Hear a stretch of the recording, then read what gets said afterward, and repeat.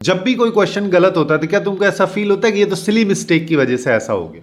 अगर ऐसा फील हो रहा है तो जेई के काफी भयंकर वाले ट्रैप में तुम लोग फंसे हुए हो। इस ट्रैप में काफी स्मार्ट स्टूडेंट्स भी अपनी रैंक को बहुत खराब कर लेते हैं, जिसके पीछे ऐसा लगता है कि ये सिली मिस्टेक है, बट एक्चुअल में सिली मिस्टेक्स नहीं होती। तो आज हम 8 फॉर्मूलाज 8 कंसेप्ट के बारे में बात करेंगे जिनको देख के ऐसा फील होता है कि ये सिली मिस्टेक थी, बट एक्चुअल में कंसेप्चुअल मिस्टेक्स वहां पे होती हैं। जैसे सबसे पहली कि अगर मान लो इस तरीके से अपने को कहीं पे दिख रहा है तो डायरेक्ट हम इसको जल्दबाजी में हड़बड़ी में एक्स लिख देते हैं, बट एक्चुअल में ये होता मॉड एक्स है, जिसकी वजह से नंबर ऑफ सॉल्यूशन वगैरह निकालने की कभी जरूरत पड़ेगी तो यहां पे आधे सॉल्यूशन अपने खत्म हो जाते हैं। वहीं पे छोटा सा सिनेरियो ये भी रहता है कि अगर अपने को इस तरीके से कहीं पे दे रखा है तो यहां पे हम वेरिएबल को कैंसिल आउट कर देते हैं, जिससे एक सॉल्यूशन आता है और x इक्वल टू 0 वाला सॉल्यूशन जो यहां पे आना चाहिए था वो खत्म हो गया, जिसकी वजह से क्वेश्चन गलत हो जाता है। ऐसे ही कभी इनइक्वलिटी अगर अपने को दे रखा है तो क्रॉस मल्टीप्लाई इसको नहीं करना है, क्योंकि जैसे ही क्रॉस मल्टीप्लाई अपन यहां पे कर देंगे तो हमारे पास ये सिनेरियो आएगा। लेकिन वो वाली वैल्यूज जब ऊपर भी नेगेटिव आउटपुट आ रहा हो, नीचे भी नेगेटिव आउटपुट आ रहा हो, तब भी ये इसका आउटपुट पॉजिटिव आएगा और वो सॉल्यूशन यहां पे ऑटोमेटिकली एक्सक्लूड हो जाते हैं, क्योंकि हमको पता ही नहीं ना एक्स क्या है। एक्स तो एक वेरिएबल है, वो पॉजिटिव भी हो सकता है, नेगेटिव भी हो सकता है।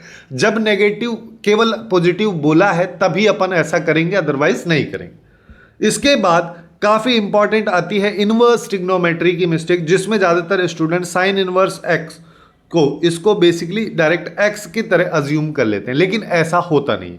ये केवल होता है -π/2 से π/2 के इंटरवल में, क्योंकि sine inverse of sine x का अगर अपन ग्राफ देखें तो कुछ इस तरीके का है और ये आगे एक्सटेंड होता हुआ चलता है, जो कि -π/2 से π/2 की रेंज में केवल y equal to x line की तरह बिहेव करता है। फिर आगे आगे अलग अलग सिनेरियोज अपने पास में होते रहते हैं।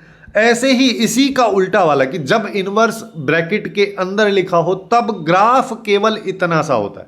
इसके रेस्पेक्टिव डोमेन और रेंज को भी अपने को ध्यान में रखते हुए चलना। यहीं पे इनवर्स ट्रिग्नोमेट्री का दूसरा काफी कॉम्प्लिकेटेड सिनेरियो है tan इनवर्स x वाला फॉर्मूला, कि इसकी वैल्यू डायरेक्ट हम ये मान लेते हैं, लेकिन ऐसा होता नहीं। ये केवल तब होता है जब x इंटू वाई की वैल्यू लेस देन 1 हो। अगर वो ग्रेटर देन 1 होगी तो पाई अपन ऐड यहां पे करते हैं। फॉर एग्जांपल अगर अपन देखें तो इसके 3 डिफरेंट सिनेरियोज होते हैं जो x इंटू वाई की वैल्यू पे डिपेंड करके अलग अलग आउटपुट अपने को देते हैं। लेकिन यहीं पे अगर बीच में माइनस हो तो ये फॉर्मूला केवल इतना ही रहता है, ठीक है, इसमें कोई चेंजेस नहीं होते, कहीं पे कुछ ऐड करने की हमको जरूरत नहीं पड़ती है। इसके अलावा आता है लिमिट वाला सिनेरियो। लिमिट में जब भी तुम क्वेश्चन को सॉल्व कर रहे हो तो तुमको सबसे पहली चीज जो देखनी है वो देखनी है कि क्या ये 0/0 फॉर्म है या ∞/∞ फॉर्म है।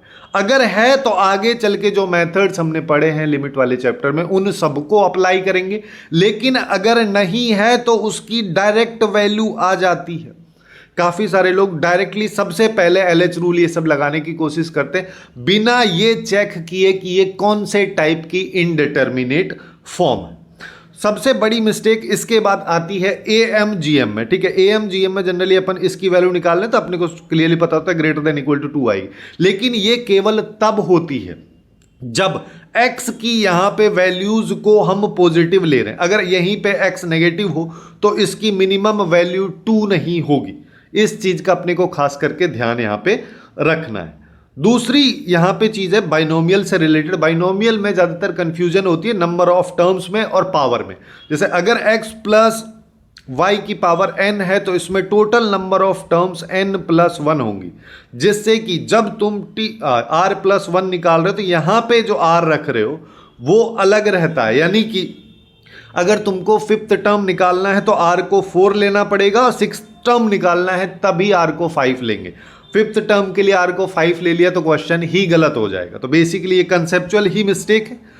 और ऐसे ही आती है क्वाड्रेटिक में काफी भयंकर वाली मिस्टेक कि जब भी लोकेशन ऑफ रूट्स वगैरह के क्वेश्चंस होते हैं तो हम सीधा यहाँ पे f(k) की वैल्यू निकाल लिया, वर्टेक्स को देख लिया, ये सब लगाने बैठ जाते हैं।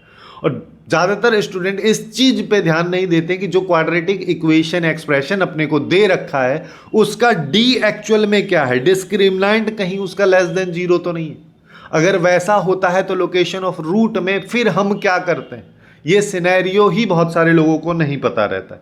तो इस चीज़ का खास करके अपने को ध्यान रखना है। और लास्टली सबसे इंपॉर्टेंट मिस्टेक जो है वो आती है अपने पास में लेबनीज थ्योरम में, न्यूटन लेबनीज थ्योरम में, जहां पे हम बेसिकली इंटीग्रेशन का डिफरेंशिएशन कर रहे होते हैं, जिसमें अपने को क्या करना होता है कि सबसे पहले ये जो फंक्शन लिखा है किसी भी वेरिएबल के टर्म में, इसमें जो वेरिएबल है उसको पहले इससे रिप्लेस करो, उसके बाद यहाँ पे जो ये वैल्यू लिखी हुई है इसका डिफरेंशिएशन हमको करना है, इसको कांस्टेंट की तरह ट्रीट नहीं करना है। फिर उसके बाद माइनस साइन लगाएंगे, फिर लोअर लिमिट को पहले फंक्शन में पुट करेंगे, फिर लोअर लिमिट का डिफरेंशिएशन सेपरेटली अपन यहां पे करते। इस तरीके से इन चीजों को देखना। अगर तुम्हारे साथ ऐसी मिस्टेक्स हो रही हैं तो इनको अपने को खास करके ध्यान देना कि एग्जाम में ऐसा सिनेरियो अपने पास में क्रिएट ना हो।